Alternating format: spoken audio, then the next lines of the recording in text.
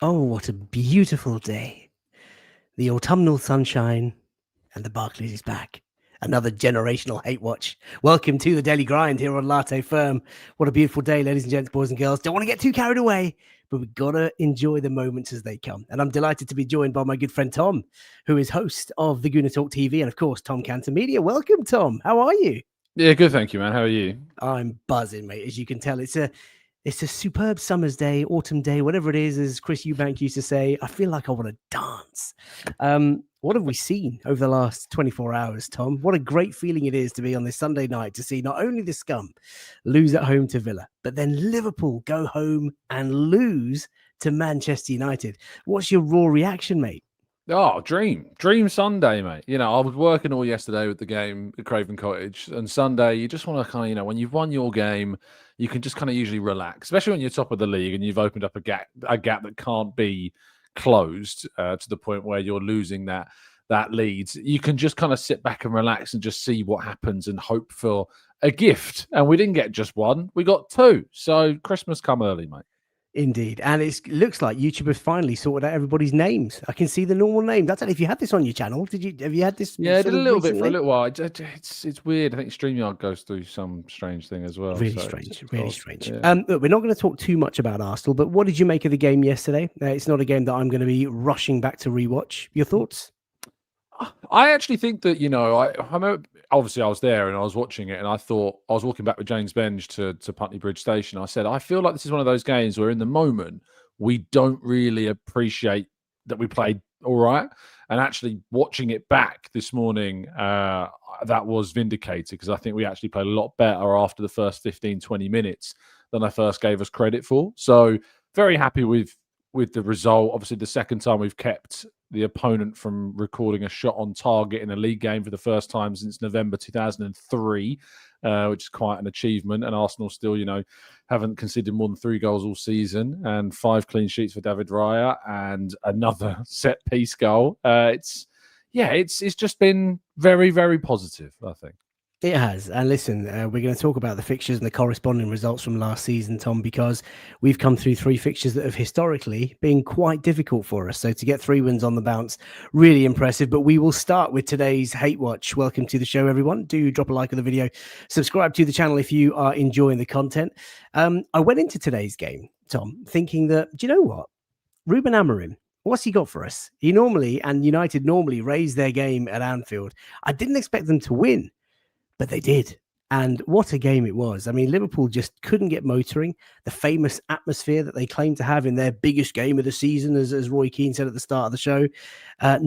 Just nothing from Liverpool. Just huge disappointment, but absolute jubilation for not only the United fans, but of course, Arsenal fans. What did you make of the match today at Anfield? Yeah, it was really odd. It was a really odd game. I listened to the first half on the radio, and then obviously with the potential that it was going to turn into something more than that, I sat down to watch the second half on the telly, and it was, I think, one of those games where Liverpool, for all of their quality, all of their assets in terms of the resources that they've spent money on, and the attacking might that they control, they lack cohesiveness. They lack something of a style, I think, even in a philosophy, a clear philosophy at least. And it just kind of goes to show that just because you add a lot of talent to a team, it doesn't necessarily guarantee you an immediate response or an immediate upgrade on your output. And it takes time, of course, sometimes if you're, not necessarily maybe a good enough coach in those instances, because Arne Slot's obviously inherited a very good squad last season. This is now his season where he's bringing in his players and he has to, attach those to what was already existing. And he's not finding that too comfortable. Whereas Mikel Arteta on the other side of the coin, for instance, also brings in 8 players, although he spent, around £100 million less than Liverpool have during this season. And he's finding it, I think, a lot simpler to integrate those stars into the squad, even though the likes of Gyökeres and Eze, still getting up to speed and we can still get more from them. I think, the likes of Zubimendi, for instance, who's been an absolute joy to watch for Arsenal this season, shows you kind of how a really important position in the team, the number 6 role, can get even better immediately. And the integration and the understanding of the players is just night and day compared to what Arne Slot is getting from that Liverpool team right now. And let's not forget, 500 million euros spent to a Yes, indeed. championship winning team, and they do not look like they've improved at all. I mean, look, it's 4 defeats on the bounce, as you can see on the graphic on the right hand side, in all competitions, I must stress. So losing to Palace, Eddie Nketiah's last gasp goal in injury time, which was a joy. The Champions League away in Galatasaray, losing to Chelsea, and now, of course, losing to Manchester United today. Cracks beginning to show. Should Liverpool fans be worried? Should we get too excited? I mean, I've just seen on the BBC website, Phil McNulty, the chief football writer, Liverpool blip now becomes something deeper. The analysis, the features are all coming out. Yeah, look, I think it is. You lose 4 games. I mean, in the last 5 years, I mean, let's not say last 5. That's in the last 3 years where Arsenal have been, not finishing below second in any of those seasons. Can you remember a time when we lost 4 games in a row across the last 3 years? We might have done across different competitions. I think 2, maybe 3, but I'm struggling to remember a period where we lost 4 games in a row over the last 3 seasons.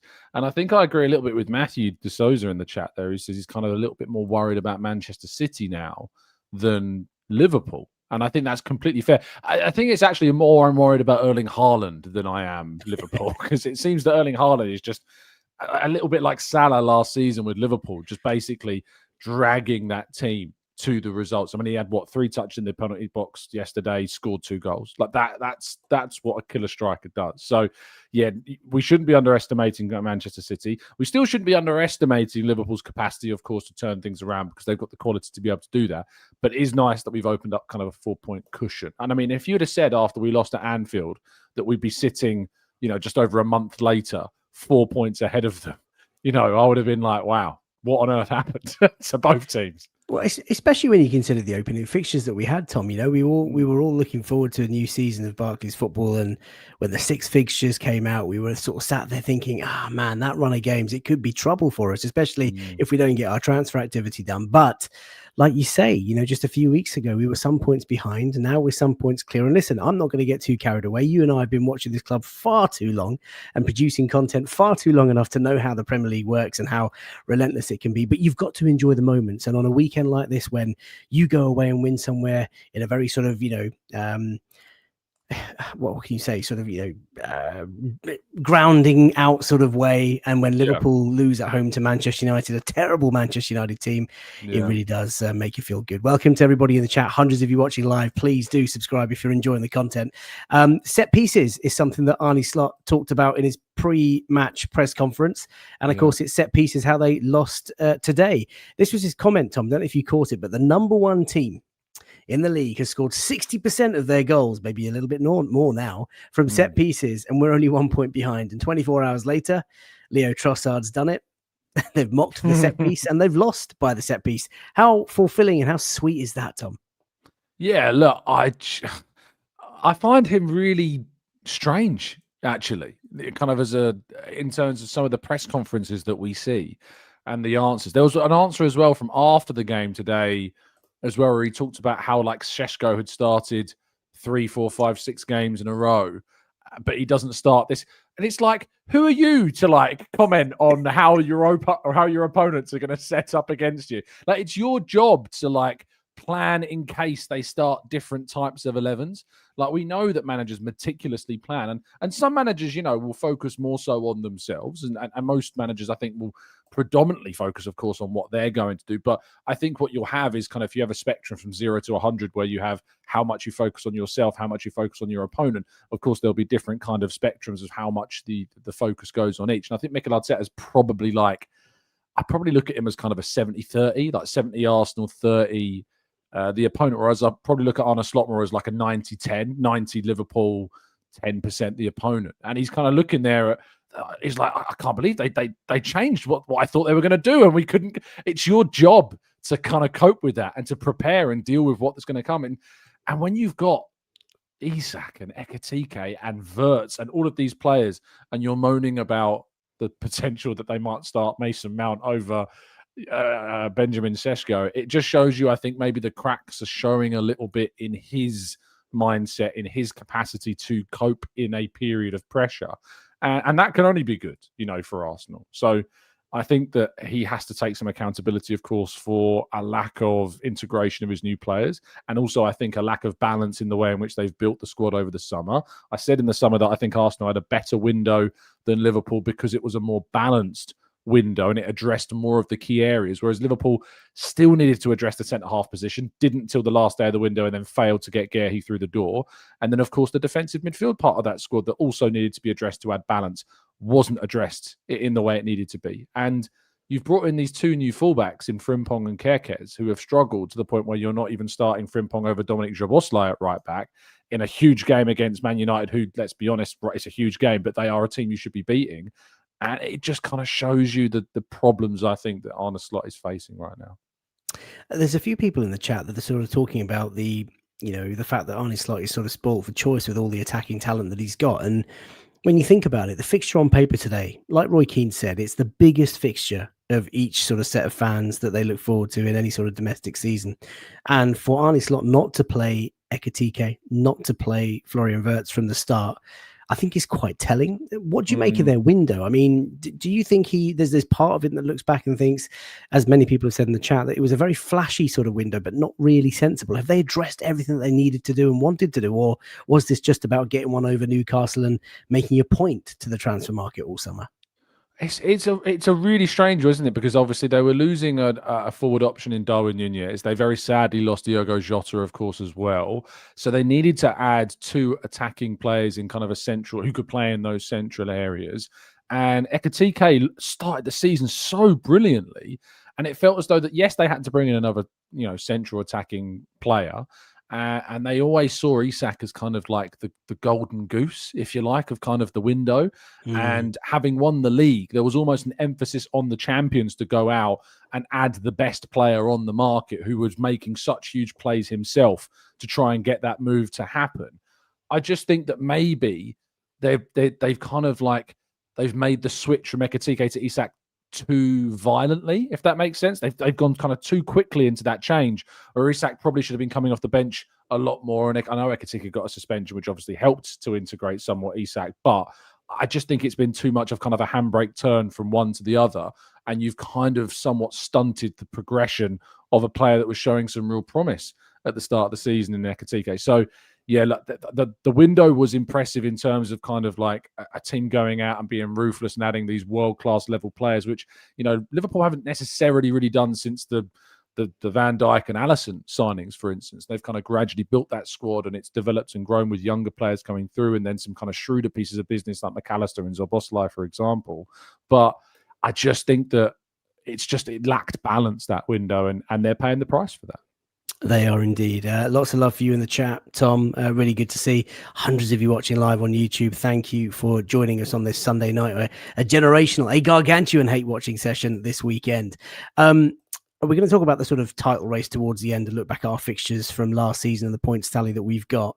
But just, final thoughts on Liverpool. I mean, obviously, look, 4 defeats on the bounce, Frankfurt away, and some tasty fixtures coming up now for Liverpool. Could be 5 on the bounce if they get their house in order, Frankfurt, and go for the revenge over the Ekitike signing.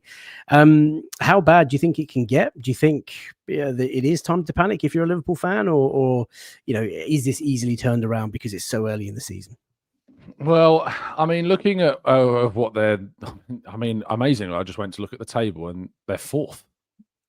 Bournemouth are currently ahead of them, which is, fair play to Bournemouth. They're having an excellent season and they arguably could have gone into second spot had they have held on to that result against Palace this weekend. But their upcoming games, they've got Brentford away, which is by no means an easy game.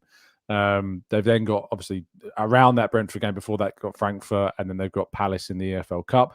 They've then got Aston Villa, who have won their last 5 games now, I think, in a row. And we're going to talk about that game against Spurs in just a second. They then got Real Madrid at Anfield. They then got City away at the last game before the international break. I mean, there is a real chance here for Arsenal, I think, to open a considerable gap to Liverpool over the next few games, because they've got Palace at home, Arsenal. We then got other winnable games, and I think that Arsenal should really be. I think it was Josh Williams who's a Liverpool supporter, and you can find him on X. He's like an excellent analyst, and he's one of the few kind of Liverpool accounts I follow who are kind of like reasonable, and you find him on X at Distance Covered, and he said that he would take a 6-point gap to Arsenal in December if you offered it to him now, basically, which kind of tells you kind of how I think the more balanced view from the Liverpool side of things are looking at. Well, Baldylocks is in trouble. It's going to be really interesting to see if this meltdown continues. Liverpool fans on socials have lost their minds. The radio shows are flooded with Liverpool fans in panic. It's good to see. Long may it continue. Let's talk about our arch rivals up the road. They, of course, played at home today, earlier at the Toilet Bowl. Morgan Rogers doing his Thierry Henry celebration, but Villa coming from behind to win 2-1. I mean, look, I'll get it straight off the bat, Tom. I like Thomas Frank, and it's really effing annoying that he's at that club because he's one of football's nice guys. But that said, that's where it ends for me. I want to see him absolutely rot and just burn that place down. What do you make of Spurs' start to the season, and what did you make of the game today? Yeah, look, I think that it's one of those strange games where Spurs are probably they're okay in this game. Like they did all right in this game, and they probably deserve more than what they got. Thankfully, they didn't.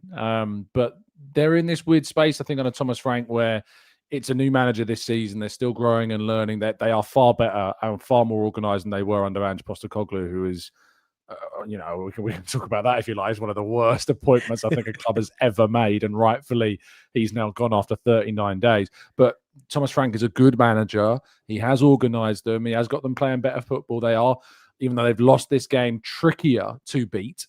But they've gone from being the 17th best side in the league last season now to being, a team that are going to be threatening probably the top 6 to 8 teams come the end of this current season, based upon some good business. But here, it's just a case of Aston Villa had 2 chances that were probably low-level XG chances. You can see from the XG from the total game, 0.37 there to Spurs' 0.97, and they've taken both of them. And they were just a more clinical side on the day, but they stayed in the game. That was the most important thing. And Spurs allowed them to stay in the game so that when those opportunities did come, they were still able to then swing the momentum in their favour. So, look, I don't think this is a result in terms of kind of a Spurs scenario where if you're of a Spurs disposition, in which case I feel sorry for you.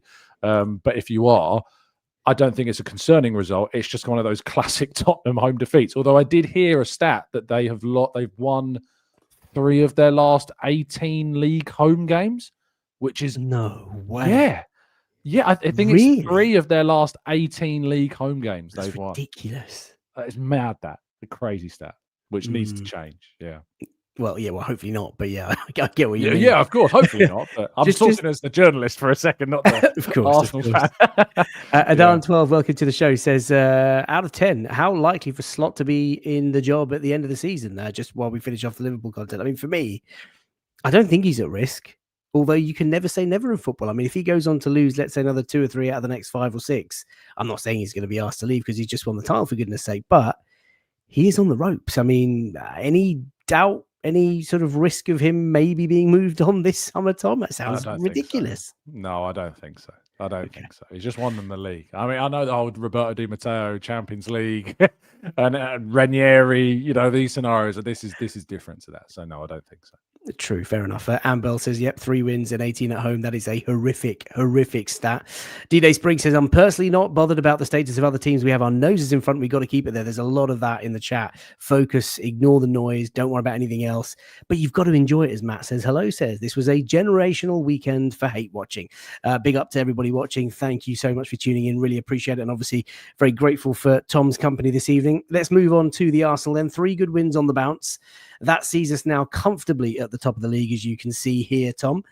We are 3 points clear of our nearest rival, Manchester City. I want to get your thoughts on, I guess, the first 8 games. I mean, we'll talk about the fixtures in just a moment, the corresponding fixtures, but just generally things that you've enjoyed from Arsenal this season. And I guess more importantly, the 3 fixtures that we've just won, you can see have caused us pain on that graphic on the right-hand side in previous years. So 3 really impressive wins on the bounce.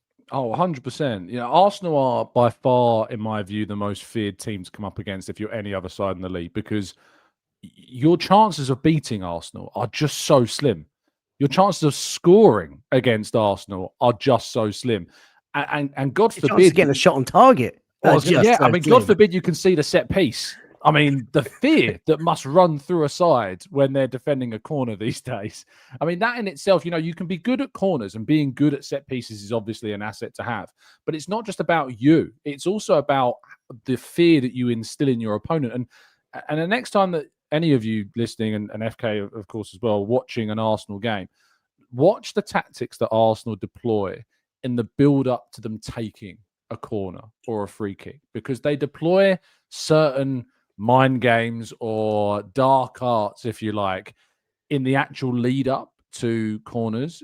You might misinterpret this as somebody like, Gabriel going speaking to Saka, or Gabriel going speaking to Rice about where they're going to move. They're not. That's not the design. That's not why they're doing that. What they're doing is they're slowing down the time between the set piece being taken from it being won, because it adds more build-up. It adds more nerves within the opposition kind of mindset. It adds kind of this, this crescendo, if you will, to it actually being taken, which doesn't help when Bukayo Saka labels it himself a rubbish corner, as he did yesterday. I love but that. when you do deliver kind of a dangerous ball, as he eventually did in that game, of course, those elements, those fine margins do matter.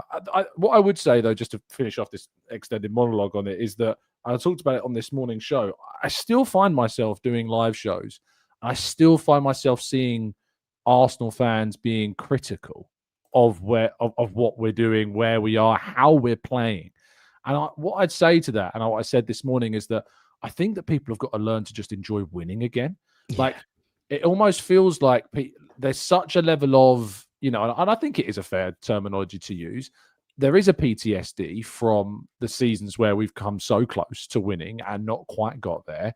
And now we've almost numbed ourselves to being as good as the second best club in the best league in the world for the last 3 seasons, that any kind of chink in the armor that we might show of weakness where it could be a problem further down the line, some of us emphasize that weakness to a point where we cannot see anything other than that. And I think that the argument that there's a problem with how we're playing, or the style of play, or how convincing we're winning games, what I'd say to that is that just you don't need to worry about that as long as we're winning games, because not only are we winning them, and we might just be winning them by 1 goal or 2 goals against teams that we could be beating by more, is that we probably deserve to win these games by more. We're not. It's not like these games are particularly close. We were definitely the better team against Fulham. We were definitely the better team against West Ham. We were definitely the better team against Newcastle, even though we had tight results against those teams. And not only that, but these teams are in their own backyard setting up in a way that is just so reductive and like trying to mitigate us by sitting deep and low blocks, that shows you just how fearful these teams are of Arsenal. So just get back to enjoying winning again, because it's something we do on a very regular occasion and should be able to enjoy. Yeah, do you know what? I can't disagree with that at all. I would describe it as the sheer desperation, the sheer hunger, the sheer thirst for us to want to win a Premier League title. We know how painful every draw, every drop point, every defeat can be. And I think there are some fans who just don't want to celebrate until it's in our hands, and it hasn't been for a long time, as you know. But I think football is about moments and days and weekends like this. And if you can't celebrate and be happy in just this moment, irrespective of the fact that we haven't won anything yet, we haven't done anything yet, we may not win anything yet this season, that is what the game is about. I think it's a shame if you can't enjoy it. Yeah. Lots of people talk about Fulham. Look, first game back after international break. We've had a really tough run of fixtures to start the season. We've still got injuries. International break, you never quite know what sort of shape players are going to come back to. It's a London derby, Saturday night kickoff under the lights, blah, blah, blah. I think we've done really well. And as I kind of move on to, I guess, the next slide, the final slide, which is corresponding fixtures to this time last season, courtesy of Sky Sports, you can see there the results there, Tom. I mean, the opening games, how good does that win at Old Trafford on the opening day now look?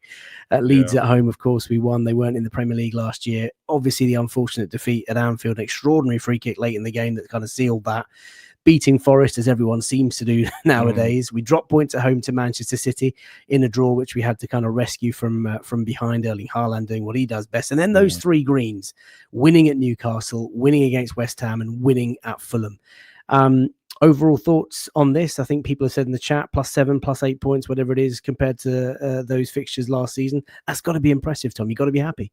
Oh, 100%. I think that was the thing that I was looking at after the result against Liverpool, where we did obviously lose, and the only game that we've lost all this season, was that I firmly felt that, if Arsenal can go on a run after this game and win their next 4 or 5 and get a decent result against City and perhaps even be top, which we now are, you'd look at that and be like, you'd be very happy. But the fact that obviously these are games where we have struggled in the past, Newcastle in particular has been such a difficult ground for us, and to win in the manner that we did when we deservedly won that game, it's a huge boost. The 1-0 win here, you saw the way the players, I love the videos that was going out, from different angles of Trossard's goal and how different players, there's a great video going around where someone's kind of like labeled the player names on as Ezra and Gabriel celebrating.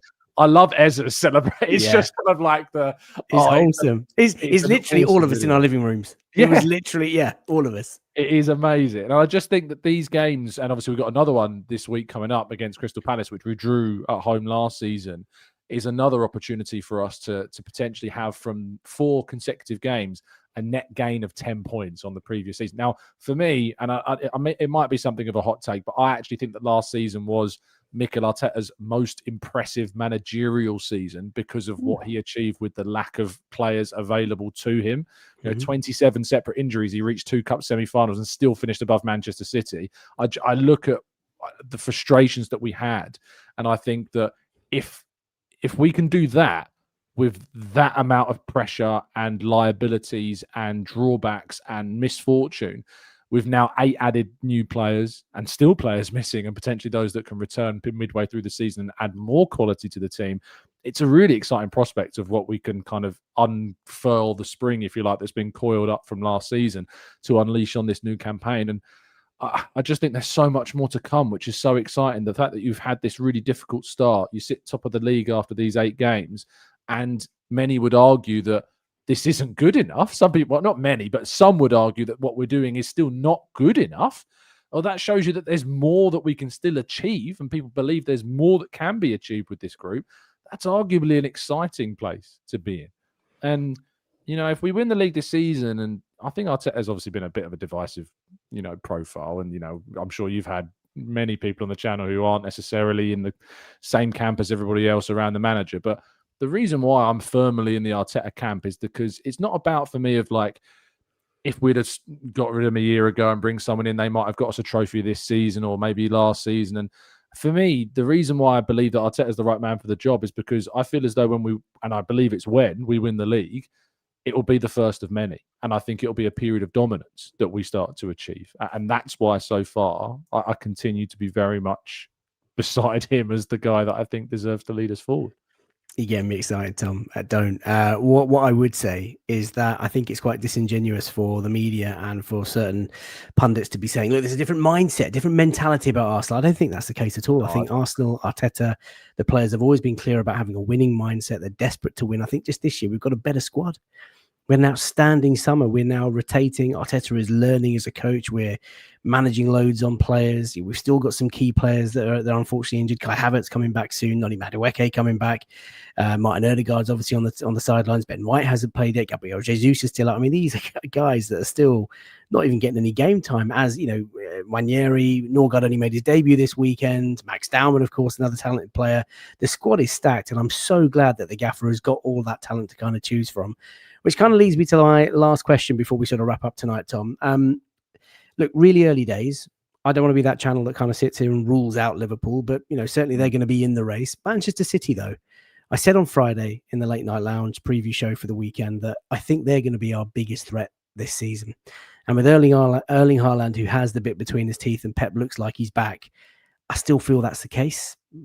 Who would you say are favourites for the title? What sort of race are you expecting?